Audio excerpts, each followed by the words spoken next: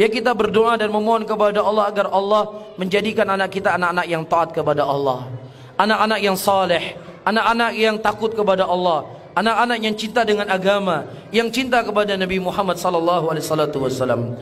Akan tiba bapak-bapak dan ibu-ibu suatu saat ketika bapak-bapak dan ibu-ibu sudah berumur 50 tahun, sudah berumur 60 tahun, bapak tidak mengharapkan anak ibu memberikan uang kepada bapak-bapak dan ibu-ibu.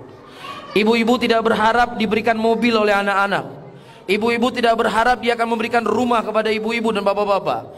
Tetapi ibu-ibu berharap ketika umur sudah 60 tahun, sudah 70 tahun, perhatian dari seorang anak, perhatian dari anak kita. Itu yang dirindukan. Ibu-ibu rindu dia bawa cucunya, dia bawa anaknya ke rumah kita, dia salam kita, dia makan makanan di rumah kita, walaupun dia tidak bawa apapun ke rumah kita. Itu akan dirindukan oleh bapak-bapak dan ibu-ibu suatu saat.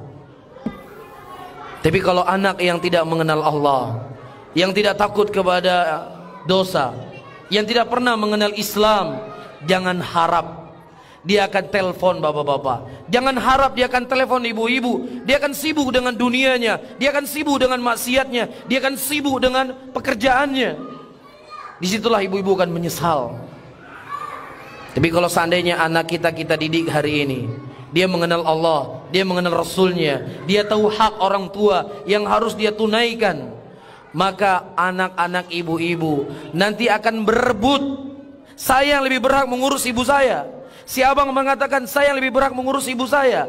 Si abang satunya mengatakan saya yang lebih berhak mengurus ibu saya.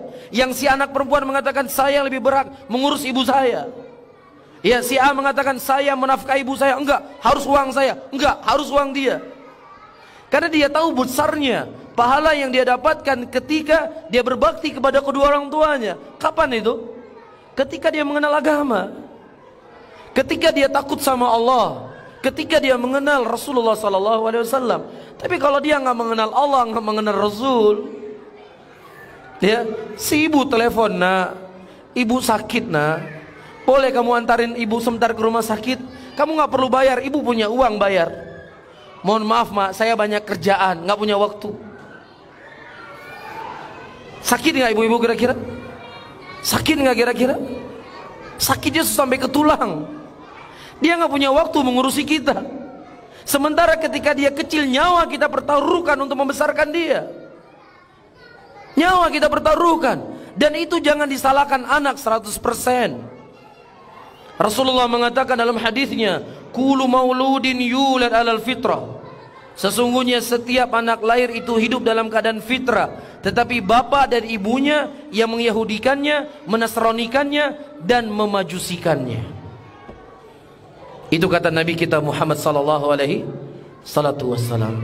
Oleh karena itu bapak-bapak dan ibu-ibu, sebelum itu semuanya terjadi, maka hendaknya ya kita mawas diri.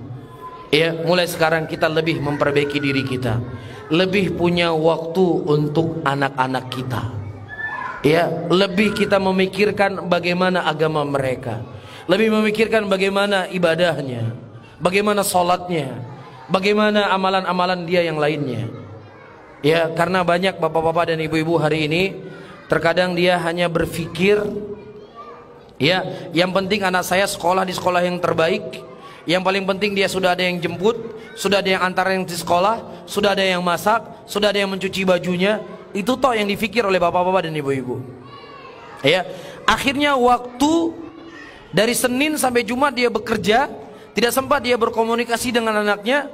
Kemudian di hari libur Sabtu dan Minggu, ternyata waktunya juga digunakan untuk naik sepeda, waktunya digunakan untuk memancing, ya, waktunya digunakan untuk keluar kota.